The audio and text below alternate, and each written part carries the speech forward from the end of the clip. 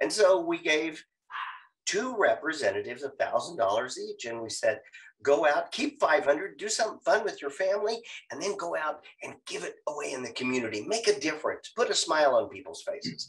So they came back and they told us, hey, we bought groceries for a family that was living in a hotel, and we paid some utilities for an elderly couple. And boy, we thought, well, that feels good. And well, let's do it again. And we did. And about the 3rd time we did that, it dawned on us that we had tapped into something that was bigger than the moment, that we do have a responsibility to make money. We do have a responsibility to pay the rent and take care of the kids' tuitions, but we have a greater responsibility to our neighbors and our community to take care of those that need help. And we have made that an integral part of our culture. So I got a call from Pamela Shear that she had found somebody that she wanted to do her Pay It Forward to. And then I got a call from Tracy Mallor saying, hey, I want to give to this same person. Can I do that? And I said, absolutely. Let me find out about this person. And so I did.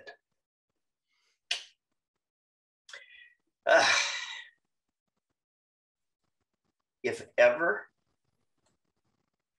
you want to hear a story of hope and determination, of not letting the status quo get in the way of goodness,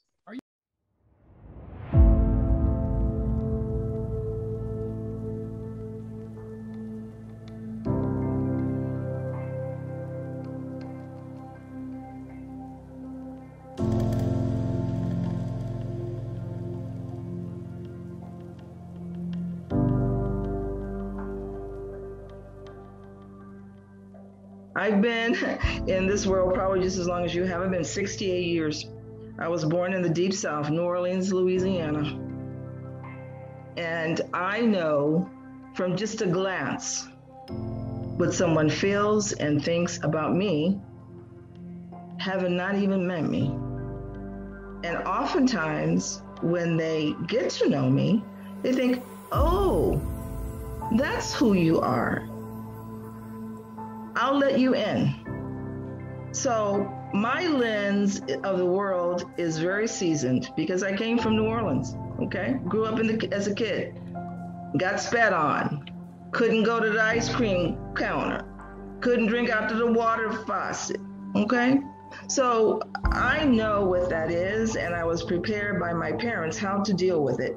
Not overtly, but by example and expectation. They made me very proud. They educated me well.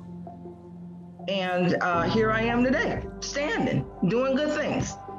So let me tell you how it started. Many evenings I would keep my 2 granddaughters in the afternoon until their parents got off, and I says, well, let's see if I can tire them out. So tire them out, feed them. When mom and dad come, everybody's happy. They go home and they go to bed.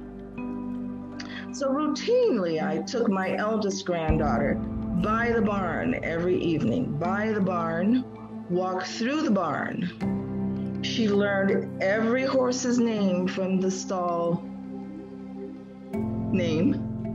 She got to know every breed, and formulated a very close bond with one of those horses. That horse was Blondie. And I said, oh, good place. She says, Grandma, I want to ride. I said, well, we'll see. Okay, we'll see. Grandma will see. So I asked a very nice lady that I'd seen there many times as we circled through. It's a public barn. I says, by chance, do you know anyone that could teach my granddaughter how to ride? You know, she's ready. She says, how old is she? I said, she's 6. Bring her in the spring of the year. and I'll show her some lessons. Very nice lady. Okay? That lady taught her or ponied her, you know, but Samaya was riding. By the time the lady finished, everything was just like crisp, crisp, crisp. And then she says, Grandma, I want to ride some more. I says, well, there's an older group over there now. I'll go over and talk to the lady. They're having summer camp. I got the permission slip from the parents. I showed up. Samaya was already riding, right? She's in the arena with the other kids, moms. I'm the only grandma because their parents got out working, okay? So I'm happy, and we're sitting there, and I'm talking about, we're all talking about the girls. And so, she's doing so well. Look at that little, the things that parents say at the barn when the kids are in the arena. So I got ready to leave, and I told the instructor, I says, I have the form. She says, leave it there.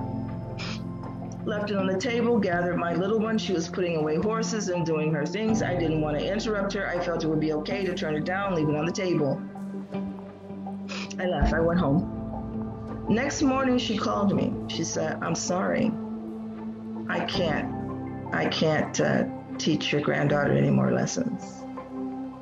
I said, why? I just can't do it. The parents, she said, I'm not going to be able to.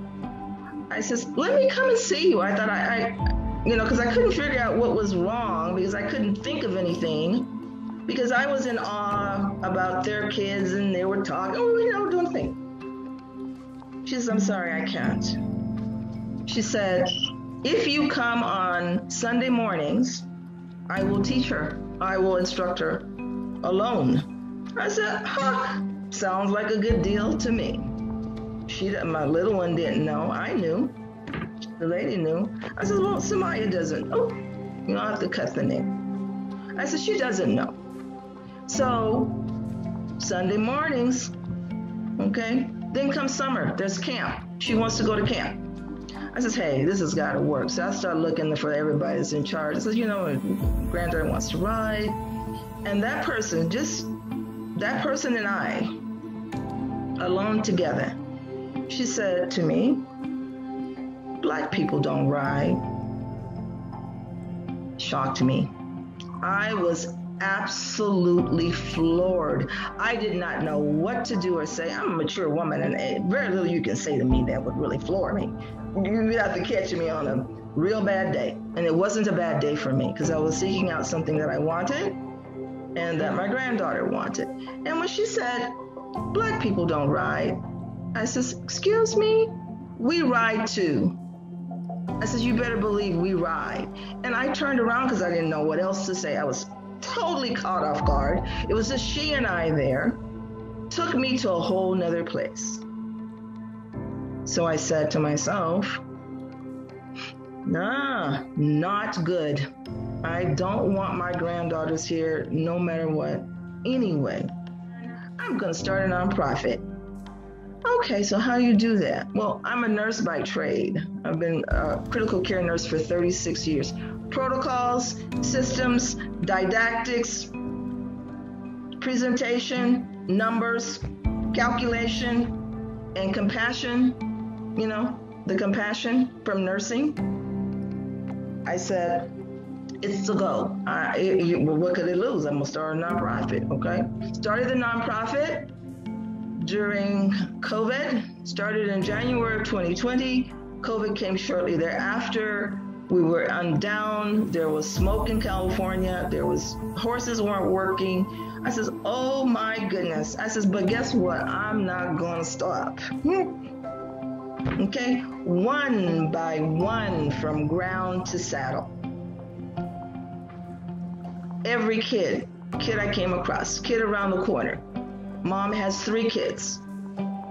She comes, touch, feed, groom, walk in hand. And then I said, I don't have no money, so I'm not going to tell this little girl I'm going to that she can ride Nita because I'm not insured from that. I'm insured for groundwork, okay? So I never ask a kid if they want to ride. I wait until they ask me and tell me they want to ride. You know what's happening, given the COVID and all that. I says, I'm going to make it where kids of all races, all colors, all creeds, and I'm going to make this diverse and inclusive, and we're going to be excellent horsemen. We strive for excellence, leadership, mentorship, learning, building strong communities. For Pat Jackson, it's all about community and relationships. The relationships between a horse and a young person, and the values and the strengths that relationship can build.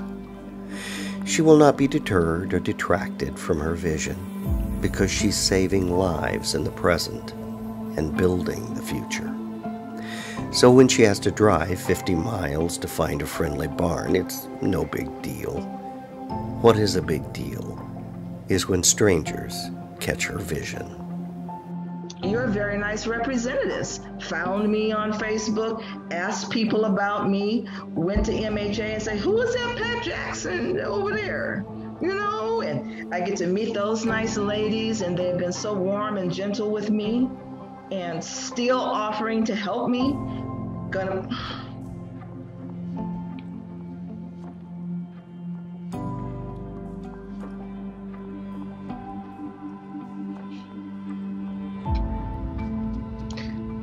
So,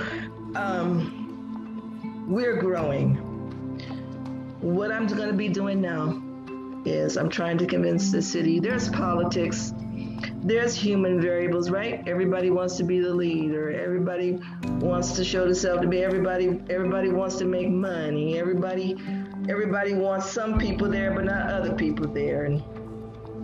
But if I can move to that space, because that space is not being utilized in the way that the community needs it, the way that the young people need it. Forget the adults right now. They can go do dressage somewhere, but if we're going to be doing dressage, it's going to be the kids doing dressage, or they're going to be doing barrels, or they're going to be show pinning, they're going to be roping, they're going to be doing whatever. Excuse me.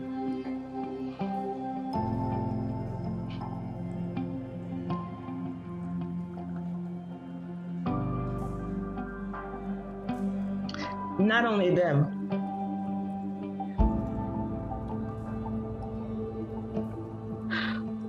but I would have taught my granddaughters what community is. I talk to them about it all the time.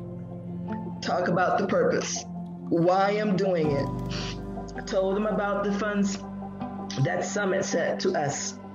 We're going to be able to get some more things. We're going to be able to get more saddle time. I've already used some of that money for an encounter that I did at the regional Redwoods this past weekend.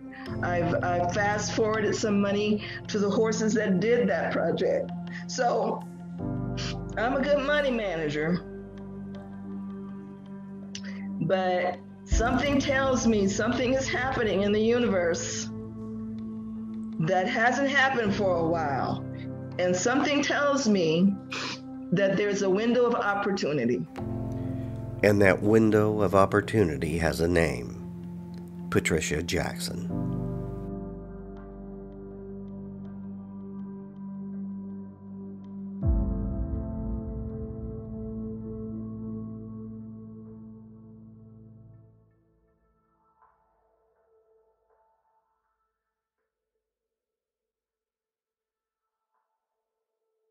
I didn't know all of that, Steve. What? You didn't know? You told me. But I know, but I didn't, I felt kind of vulnerable, but hey, it's real, You don't have to make any excuses here, my dear. This is what we're about. And I have to first extend to Tracy and to Pam a huge, huge thank you for bringing you into our family. This, for me, and I'm sure for many people on this call, is a home run in terms of paying it forward, because the future, we can do something with it, and we can change it. But I have to tell you, Pat, I think there's someone on the call here that your story kind of caught his eye. He's a former International Professional Rodeo Association bull riding champion. He's a two-time International Rodeo Champion. He's the 1998 Professional Rodeo Association Overall and Bull Riding Rookie of the Year. Danelle, meet Pat. Oh, Dale.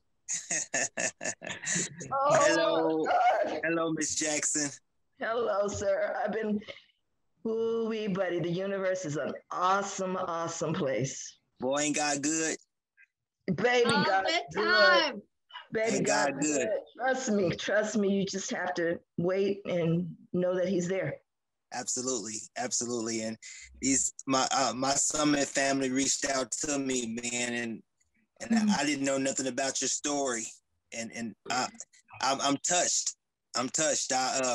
Matter of fact, my woman, you friends with her on Facebook, Linda Brown. Yes. She's a barrel racer. Yes. She I watch her. After I was. Yeah, so I travel like crazy still. I steer wrestle now. I don't get on bulls anymore, but I'm around that world still. And man, anything I can do to help you out, I'm there. Okay, so I'll come and help you listen. Okay, I'm gonna say something right now. I have a young man that's ready to ride steer. He's been asking me. He's been doing it since he was 6, and I don't know nobody. But you know me. I know you. How old is he now, Patricia? He may be 13, and he's come up on, riding backyard steer and stuff with his grandfather and stuff. And the universe is just wonderful. Everybody here. So Patricia, go ahead, Danelle. I'm pretty sure you know Charles Sampson. Yes, sir. I know of him. Charles was my agent. Charles was my agent for a long time. When I made the NFR a few times, and matter of fact, I talked to Charles not long ago, and he wanted me to come do a bull riding school with him. Man, I'm gonna touch bases with Charles. Matter of fact, I'll call him tonight and I'll tell him about what's going on. And you got us all there. We gonna definitely come out there and help whatever we need to do. I got you. A lot of people don't know my story. Coming up in the late 80s.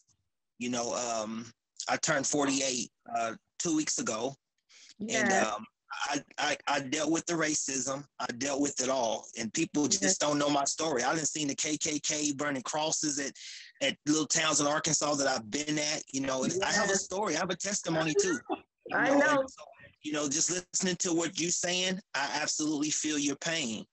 But you know what? We're gonna overcome that because God's good, and in my talent and what I know, rodeoing is my life. It's gonna be the death of me. And so I'm willing to help anybody who's willing to learn horses or anything that has anything to do with rodeoing. Okay. So I got your back. And let me tell you, the universe has sent you, young man. Oh, man. I'm not kidding. This is so crazy.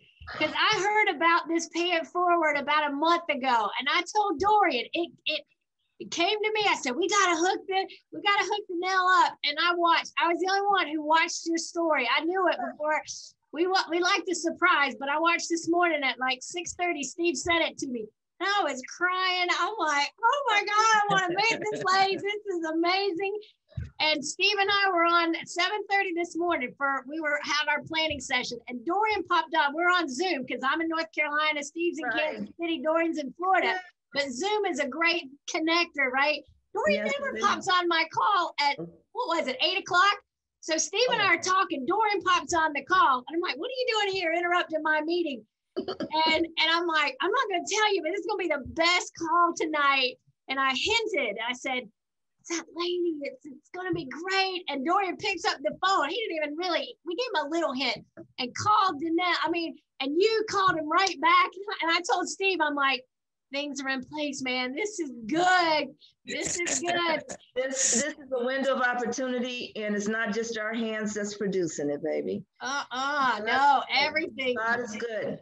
All right. So here we go. Yes, Patricia, Here's another one. Are you sitting down, young lady? Well, we're going to do a few things here. So I abhor racism. My favorite place in the world to be besides right here at home is Thailand. And one of the reasons that I say I love Thailand so much, and we take our children and we spend a lot of time there, is because nobody cares who you are. They don't care how much money you have, what color your skin is, what religion it is. They treat everybody the same. They treat you how you act.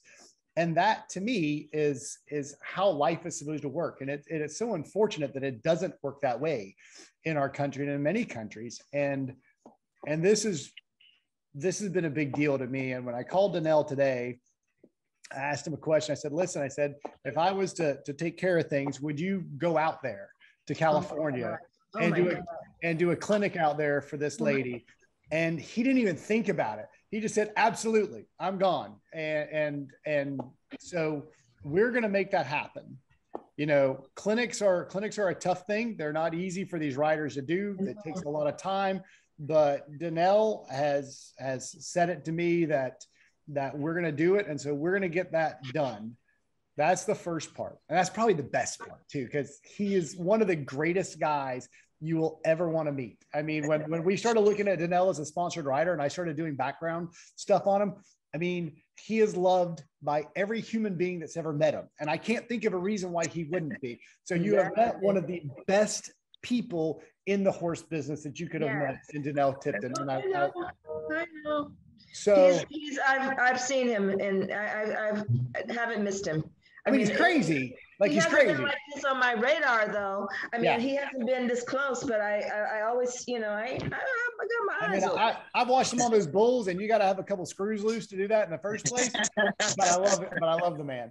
So we support a few charities that we take care of every month because we feel that they do so much good for our country and for our society. And I haven't made that move in a minute to support it, to commit to a charity every month, but I'm going to commit $1,000 a month for the next year to you, Patricia, and to help your people and to help your kids. And we're not done. Well, this is like Ellen's, like Christmas time. Yeah, but this means, there's a few of them that touch me and get me, and this is one of them. Oh my God. The young man that wants to go and ride, that wants to ride a steer. Yes. Danelle, when you get that schooling set up, we're going to pay for your young man to go to it. Brother. We're going to fly him there. We'll put him up in the hotel, and Danelle, I'll take care of whatever it costs for the clinic. Absolutely. Can you help me out with that? Absolutely. You can get us all the information. If that young man has been doing this for 7 years, started when he was 6 and is 13 now, Danelle, is that old enough to start this? Oh yeah.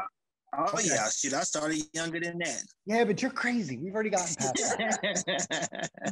Oh, I just don't know how to take this. My God. Well, so the one other thing that I have heard that you have an issue with is that you don't necessarily have enough horses for the kids to run. Exactly. So I'm probably going to make somebody mad here. I made an impulse purchase last year, and I bought a really, really cool little colt from one of our reps at an auction. And that colt has been now for the last 4 months with one of the best trainers in the world being trained. And he's with a lady, one of our sponsored riders by the name of Becky George. And he probably has another 3 or 4 months worth of training until he is the perfect horse. But let me tell you, when I say this guy's a puppy dog, I can go anywhere on my property and call for him. And if he hears me, he's the only one that comes running. All the other mares and everything are like, oh, Daddy, see ya. And he comes barreling up. I would let my 9-year-old and my 10-year-old crawl underneath them, ride his, and there's my wife. So that's ideal. Hi, Heather. There's John and Kira. They want to say hi. They're the little equestrians. That's what I'm talking about. They are. They were at the horse show competing this past weekend. Yes. So I don't know exactly how to work this out, but you and I are going to work it out. If it is something that you want, to where when my little guy is done with training, that he comes out to work with you and your children for a while. You just don't know how great that would be. He truly is a great horse. Now, the thing is, I'm not going to give him to anybody. I'm not going to sell him, because he is, when a horse comes to me and I take him, they're my responsibility for the rest of their lives. That's how I feel. We will take very good care of him. Not to worry. He'll get plenty of love and hands-on. But I think this would be a great place for him. And I think he would absolutely eat it up. And I think your children would truly love him. Yeah. Carrots and touching and playing and everything. We would be honored to have him be part of your program. Thank you, Heather. And riding too, because kids are going into saddle, and that's what we're going to be needing to do. Well, and what I had Becky train him to do, he's not going to be a jumper like all my other horses. Oh, no. I told her, I said, listen, I can't fall off a horse. I'm too old. I'm broken. If I hit the ground, I don't bounce and get up like Danelle does. I lay there like a sack of potatoes until the helicopter comes to get me. So I told her he has to be dead broke for any trail. If a nuclear bomb goes off beside him, he just needs to turn, look at it, and say, keep on going. And he will. So because of the way he's being trained for me, he will be the perfect horse to put into your program for a while. So we're gonna help you out with some cash every month. We're gonna get Danelle out to see you and to see your people. Yes. We're gonna get your young man over to Danelle to learn, and then we're gonna help you out with a horse. And you are gonna be a part of our family now. I do feel very much a part of the family, and I feel very welcomed, and I'm absolutely amazed what the universe is doing.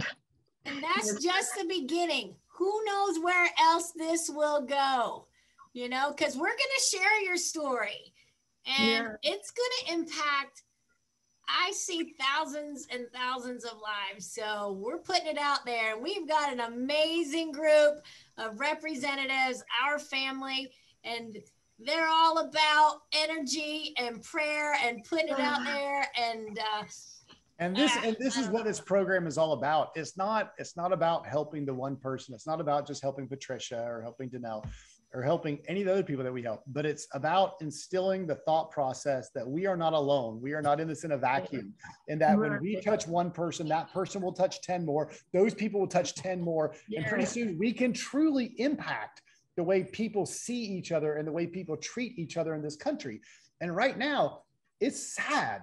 Like, I go walking down the street and I am saddened by what our society has done to itself.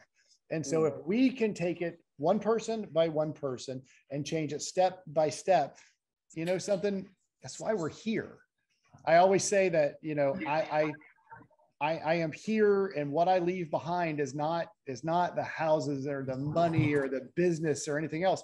I'm here. Those two little kids that are sitting over there playing on their phone, they are all that matter in this world. And if we can leave the world a better place for them, and if I can leave 2 children that'll make a positive impact on the world, then I've done my job. I've done my job as a father and as a human being, and I can die a wonderful death knowing that they are in a better place than what we are in. And that's what you're doing every single day. And I can't thank you enough for it. You have my heart, Patricia.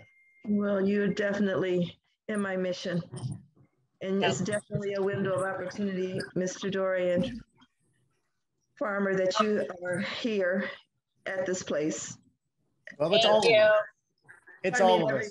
Everyone, I know, but I'm saying, because you're the founder, I must tell you that, because you're leading a group and you're ahead of a group that obviously follows and feels what you feel. So without them, none of this would be possible. And it's because of everything that they do and the hard work of each person on your screen and thousands more. Because of them, I get to do this cool stuff. And that's what it's all about. So thank you for everything. Yes. And it looks like iPhone said I have saddles I can donate, one English and a barrel saddle, maybe more. Wow. And what you'll find is that all of us here have more tack than we could ever possibly use. Great. So and we're always scrapping for one more piece, but it was working. I'm not complaining. But listen, we all have enough. We're gonna get your information at the end of this, and we're gonna put it out there to the world. As long as you don't mind, we're gonna put it out on our Facebook pages and stuff. And let me tell you, you think you don't have enough tack, you'll probably have it by now. Good. I'm really overjoyed. Hey, this is a signal to me that all the path that I've come through has been for this reason. And it has signaled to me that there's a window of opportunity, and where there was thought there was not anyone that cared or that aligned with or believed in such a mission, that's not true, that there are people. Absolutely, there are a lot of them. Yeah. I don't know if you can see the chat, but take a minute, maybe in the remainder of the call, to just look through, because our people are sending you love. We will be posting tomorrow in our Facebook where you got a question, Rich? I know Rich posted on there your weride2.org. I know that there is a place to donate. So if I know Steve do you want to put a challenge out? Yeah, I am right after this call going to go donate $100, and I'm going to challenge everybody to go and make it happen. If it's 5, if it's 10, it doesn't matter. If it's 2, yeah, it doesn't matter. I'm going to give $100. I'm going to click that, give $100 because I met this lady and I fell in love with her, and it's so cool because the moment I met her, she started talking about community. And look at us, 48 hours later. Yes. We are going to help you get there. Together we will is our motto. And, in the beginning, we kidded around about together we will change the world. But oh my goodness, day by day, it is so coming true. And it's such an exciting journey we're on. Steve, I don't know if you wanted to talk to Pam or Tracy, if you had any questions for them. Well, y'all are heroes too. You guys started this. You guys started this crazy roller coaster thing. Did you have any idea where it would go? No, this is so much more than I expected, but it's about Patricia, and I'm so thankful for you guys. All I can do is say thank you for her, that you guys are willing to help her so much. Well, I mean, Tracy, I gotta blow your horn a minute, because Tracy is going to let Pat use some of her horses. She's going to come and help. And this is all above and beyond the pay it forward. This is because she's got a good heart. And so it was really sweet when they gave the $1,000 to to Pat. Tracy was there, but so Pam could get in on the giving, because she's not geographic.